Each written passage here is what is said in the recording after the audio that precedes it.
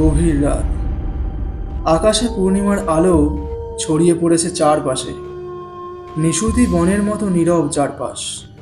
হাওয়ায় শুধু পাতার মৃদু ঝিরঝির আওয়াজ আসছে। আমবাগানের মাঝে বয়ে গেছে একটা সরু মেঠো পথ, যার ওপর দিয়ে ধলু হাঁটছে। মাথায় তার এক ঝুড়ি কাঁচা আম, আর মুখে এক ভয়ানক আতঙ্কের ছায়া। বুকের ভেতর কেমন একটা চাপা কষ্ট। ধলু রোজ রাতে এই আমবাগানে আসে, কিন্তু আজকের রাতটা বেশ অন্যরকম। গা ছমছম করছে কেমন জানি। পায়ের নিচে শুকনো পাতা মচমচ করলেই বুকটা ধড়ফড় করে ওঠে। চারপাশে কারো উপস্থিতির অনুভব করছে ধলু।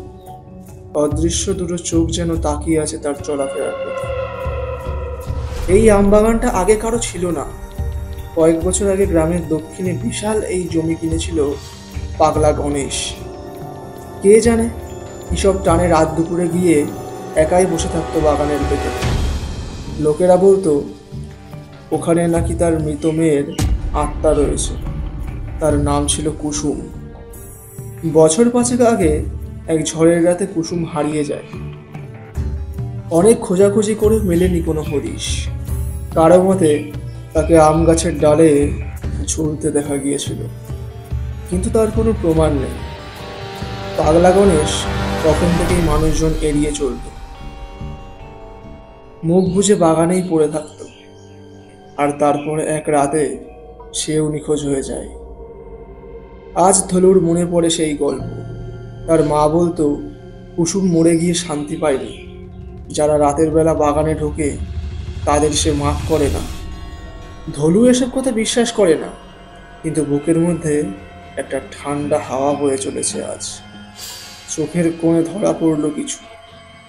বাঁ দিকের গাছগুলোর ফাঁকে কে যেন দাঁড়িয়ে রয়েছে, যার চুলটা ছড়ানো, সাদা ফ্যাকাশে মুখ, চোখ জোড়া ফাঁকা আর ভয়ানক দেখতে। ধলু চোখ চেপে ধরে, আর তারপর খুলে দেখে সেখানে কিছুই নেই। সে হাঁটতে থাকে, দ্রুত পা চালায়। ঝুড়ির ভেতর আমগুলো কেমন যেন আজ ভারী লাগছে। হঠাৎ একটা শীষের মতো শব্দ ভেসে আসে। কেউ যেন গাছের ফাঁকে ফিসফিস করছে, আমার আম ফেরত দাও। ধলু সাথে সাথে কেঁপে ওঠে, চিৎকার করে বলল, কে কে আছিস? কেউ নেই, কিন্তু শব্দটা আবার এলো, এবার একেবারে তার কানের পাশে। আমার আম ফেরত দাও, না হলে আমি তোকে নেব। এই কথা শুনে ধলু ঘেমে উঠল।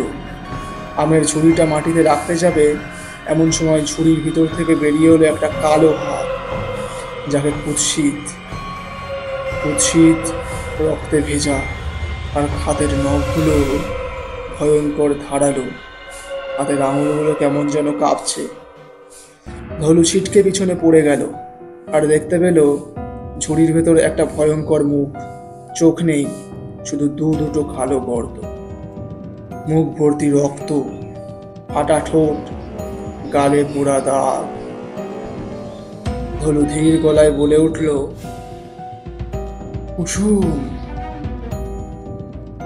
সে ফিসফিসিয়ে বলল, তুই আমার জায়গা নিলি, আমার বাগানে পা দিলি, ঝুড়ি নিয়ে কোথায় পালাচ্ছিস? আমার শরীরও তো এমনি করে গুম করেছিল।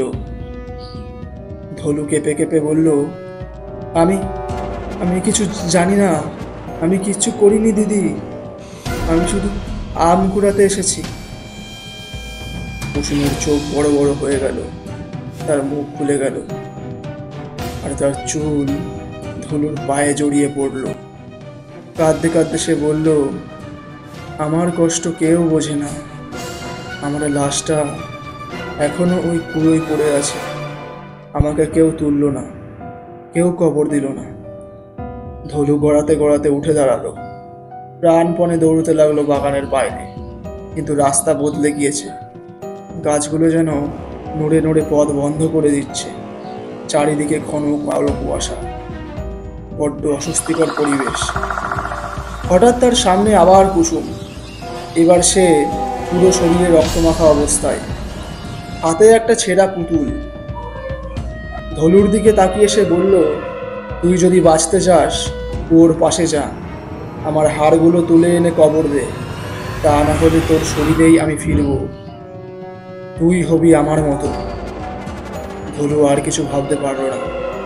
তার সামনে কুয়োর জায়গাটা কুয়াশার ফাঁকে স্পষ্ট হয়ে উঠল। সে দৌড়ে যায় আর দেখে একটা শুকনো কুয়ো রয়েছে সেখানে, যেখানে কেউ কোনোদিন যায়নি। ভয়ে ভয়ে নিচে তাকাতেই ধলু দেখল একটা কঙ্কাল, পচা কাপড়ে জড়ানো হাড়গোড়।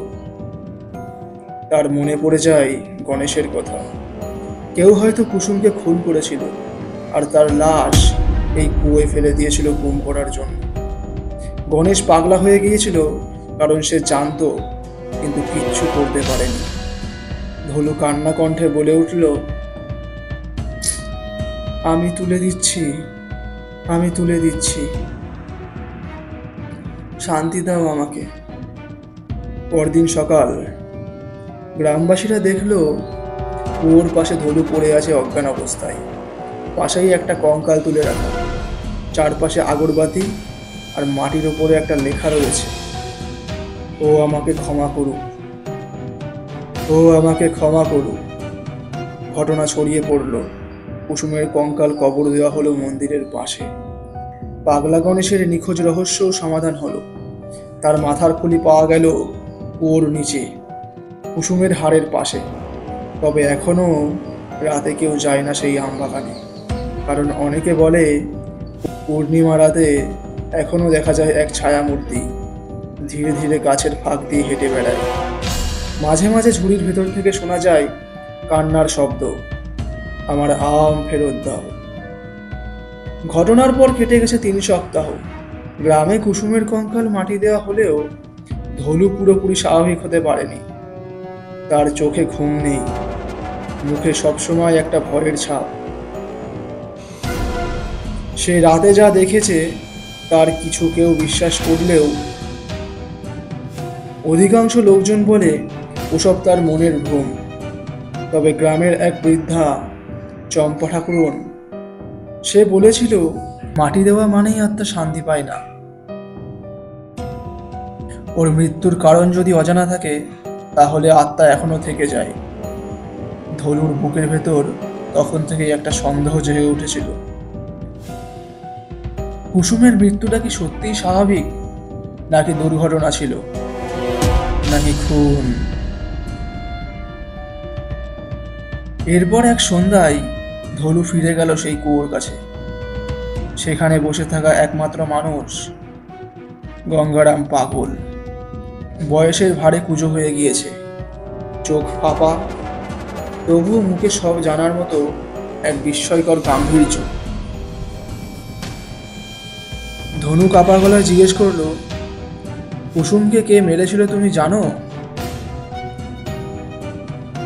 গঙ্গারাম নিঃশ্বাস নিয়ে বলল, তোর সাহস হয়েছে রে ছেলে, যেটা পাগলা গণেশেরও হয়নি। হ্যাঁ আমি জানি, কুসুমকে ওর মাস্টারদা ওই বাগান মালিক মুকুন্দ মেরেছিল। এই কথা শুনে ধনুর মুখে রক্ত চলে আসলো। মুকুন্দ কাকু, যে এখন মন্দিরে বরদান করে, গায়ে সাদা ধুতি পরে ঘুরে? গঙ্গারাম বলল, হ্যাঁ, কুসুম তখন ছোট ছিল, দুরন্ত ছিল। মুকুন্দ চাইতো ওর বাপের বাগানটা। কুসুম বাধা দিয়েছিল। সেদিন সন্ধ্যায় তাকে ভুলিয়ে এনে তারপর। ধলুর কণ্ঠ শুকিয়ে আসে। তারপর চেষ্টা করেছিল কিছু ভুল করতে, কিন্তু কুসুম পালাতে গিয়ে পড়ে গিয়েছিল কুয়োর ধারে, আর তারপরেই মুকুন্দ ওকে ঠেলে ফেলে দেয়। গণেশ সব বুঝেছিল, কিন্তু মুকুন্দ তখন গ্রামের মাথা। কিছু বললেই তার পরিবার শেষ। ধলুর মাথা ঝিমঝিম করে ওঠে। এ সত্যিই যদি হয়, তাহলে কুসুমের আত্মা কিভাবে শান্তি পাবে? সেদিন রাতেই ধলুর ঘরে এলো সেই চেনা গন্ধ, পচা আম, ভেজা চুল, আগরবাতি ধোয়ার মতো কুয়াশা। সে বিছানা থেকে উঠে দেখলো জানালার পাশে দাঁড়িয়ে আছে কুসুম। আগের মতো রক্তমাখা নয়, এখন যেন এক ব্যথিত আত্মা। তার চোখে এখন জল। সে বলল, আমি চলে যেতে চাই, কিন্তু আমার সত্যিটা কেউ জানে না। মুকুন্দ এখনো বেঁচে আছে, সম্মান নিয়ে ঘুরে বেড়াচ্ছে, আর আমি আমি এই বাগানের কান্না হয়ে রয়ে গেছি। ধলু বলল, আমি কি করতে পারি? ওর সত্যি তুলে ধর, সবাই জানো। ও স্বীকার না করা পর্যন্ত আমি এখানেই রয়ে যাব। পরের দিন ধলু থানায় গেল। পাগলা গণেশের পুরনো ডায়েরি জমা দিল, যেটা সে বাগানের একটা গর্তে পেয়েছিল। সেই ডায়েরিতে গণেশ লিখেছিল কুসুমের হারিয়ে যাওয়ার রাতের সব ঘটনা। আর শেষ পাতায় ছিল, আমি জানি মুকুন্দ কি করেছে, কিন্তু আমি ভয় পাই। আমি নিজের মেয়ের চোখের দিকে তাকাতে পারি না। আমি মৃত্যুর আশ্রয় নিতে চাই। হয়তো মৃত্যুর পর আমি ওর কাছে ক্ষমা চাইতে পারবো। থানার বড়বাবু প্রথমে পাত্তা না দিলেও গল্পটা ছড়িয়ে পড়তে দেরি হয়নি। পত্রিকা, খবরের কাগজ, এমনকি মিডিয়া পৌঁছে গেল সেই ঘরে, সেই কুয়ো, সেই আম বাগান অব্দি। মুকুন্দের মুখোশ খুলে গেল এক রাতের মধ্যেই। শেষমেশ জনতার চাপে পড়ে, ভয় আর সামাজিক চাপে মুকুন্দ স্বীকার করলো নিজের অপরাধ।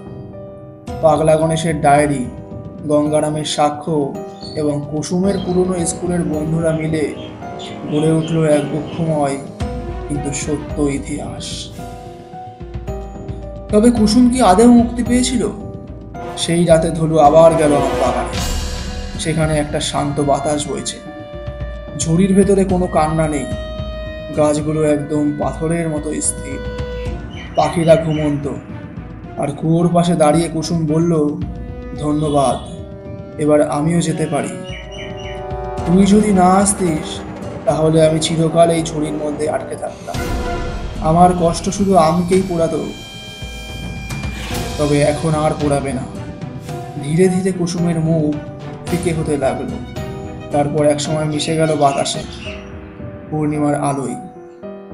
পরদিন সকালে ধলুকে দেখা গেল বাগানের পাশে বসে থাকতে, মুখে একটা অদ্ভুত শান্তি আর চোখে ক্লান্তি।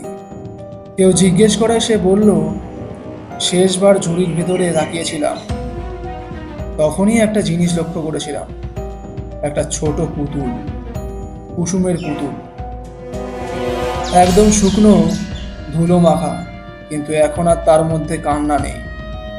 কুসুমের আত্মা চলে যাওয়ার পর সবাই ভাবলো এই আমবাগান বুঝি আবার শান্ত হয়ে যাবে। ধলু স্বাভাবিক জীবনে ফিরতে চাইলেও গ্রামের মানুষ তার দিকে এক অদ্ভুত চোখে তাকাত। কেউ ভয় মিশ্রিত কৌতূহলে, কেউ বা সম্মানে, কিন্তু ধলুর নিজের ভেতরেই শান্তি নেই। কুসুমের আত্মা তো চলে গিয়েছে, তবু কেন যেন রাত গভীর হলেই আমবাগান থেকে এখনো একটা কাটা গলার উচ্চারণ ভেসে আসে, আরও আছে, সব শেষ হয়নি। সে রাতে ধলুর স্বপ্নে আবার এলো কুসুম, তবে এবার তার চোখ রক্ত লাল, মুখে কান্না নয়, এক ভয়ানক রাগ রয়েছে। সে বলল, তুই ভাবলি এটা একটাই কাহিনী, শুধু মুকুন্দ? ওই বাগানে আর কতজন ছিল জানিস? আমি তো শুধু প্রথম ছায়া। ধলু ঘুম ভেঙে উঠে চিৎকার করে ওঠে। তার ঘরের কোণায় একটা ছায়া নড়ে ওঠে। পেছনে তাকিয়ে দেখে ঘরের দেওয়ালে আঁকা ছায়ার মতো বসে আছে একজন মহিলা, যার চোখ নেই, ঠোঁট নেই, শুধু ফাঁকা গর্ত। পরদিন সকালে খবর এলো বাগানপাড়ার পুরনো মালিক বুধন কাকু আত্মহত্যা করেছে। কিন্তু আশ্চর্যের ব্যাপার, তার হাতে লেখা একটি চিরকুটে সে লিখে গেছে, ওকে আমি আমের লোভ দেখিয়ে ডেকে এনেছিলাম বাগানে। আমার ইচ্ছা ছিল না, কিন্তু আমি চুপ ছিলাম। আমি দোষী। ধলু বুঝে যায়, এখানে কেবল কুসুমের আত্মা ছিল না, ছিল আরও বহু অব্যক্ত প্রেতাত্মা, যারা এই বাগানে নিঃশব্দে মিশে গেছে। ধলুর সামনে এখন দুটো রাস্তা, হয় সব ছেড়ে পালিয়ে যেতে হবে, অথবা সব মুখোশ খুলে দিতে হবে। গ্রামে এক পুরনো বটগাছের নিচে থাকেন বিজন ঠাকুর। তিনি কালী সাধক। গ্রামের লোক তাকে দূর থেকে দেখে, কিন্তু কাছে আসে না। ধলু তার কাছে যায়, তাকে সব কথা খুলে বলে। বিজন ঠাকুর বলল, এই আমবাগান এক কালীগ্রস্ত স্থান।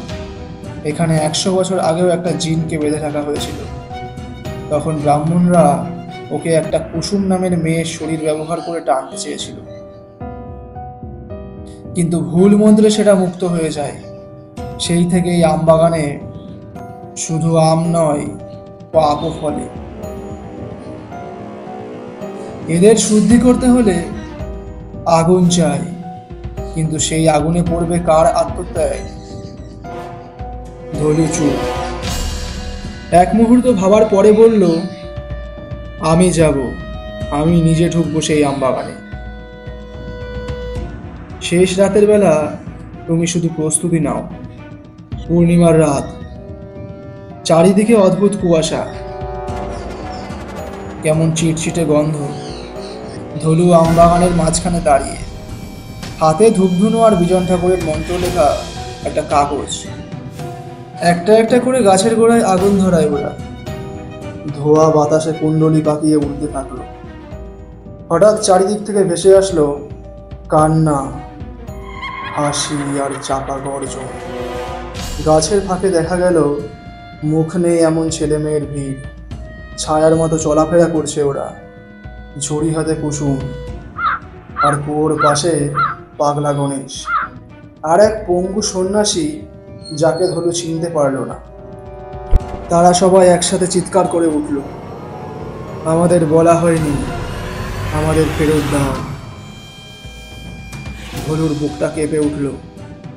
তোমাদের নাম কেউ জানেনি, কিন্তু আজ থেকে জানবে। এই আগুন শুধু গাছের নয়, এই আগুন পাপ পোড়াবে। আমার শরীর যদি দরকার হয়, তবে তা নিয়ে নাও। এক মুহূর্তে আমবাগানে ঝড় উঠল। ধলুর চোখ জ্বলে ওঠে, মাথা ঘুরে যায়। ধলু আবার চোখ মেলে তাকালো, দেখলো সে শুয়ে আছে নিজের ঘরে। বিজন ঠাকুর পাশে বসে আছে, একটা মাটির ছোট বাটি রয়েছে হাতে। তোর ভাগ্য, তুই বেঁচে গিয়েছিস, ঠাকুর বলল। সেই রাতে বাগানে আগুন ছড়িয়ে পড়ার পর থেকে কেউ আর কিচ্ছু দেখেনি। শুধু সকালে দেখা গেছে গাছগুলো জ্বলছে, কিন্তু একটাও পড়েনি। অথচ রাতের গন্ধ নেই, আর কান্না নেই। তবে হলু জিজ্ঞেস করলো, সব পাপ সাফ হয়ে গিয়েছে। যারা সত্য জানতো না, এখন তারা জানবে। বাগানটা এখন পবিত্র, কিন্তু তোকে ওরা চিনবে। তুই হলি সেই ঝুড়িওয়ালা, যে ওদের কথা শুনেছিলিস। তুই ওদের শেষ কান্নার শ্রোতা। বছর কয়েক কেটে গেছে, আমবাগান আবার সবুজ আর সজীব। সেখানে এখন স্কুল হয়েছে, গাছগুলো যেন শান্ত। তবে যদি কেউ যায় একদম গভীরে, সেই পুরনো কুয়োর কাছে, যেখানে এক পাথরে লেখা রয়েছে, এখানে কুসুম ঘুমায়, তার কান্না এখন আর আমে নয়, বাতাসে ভাসে।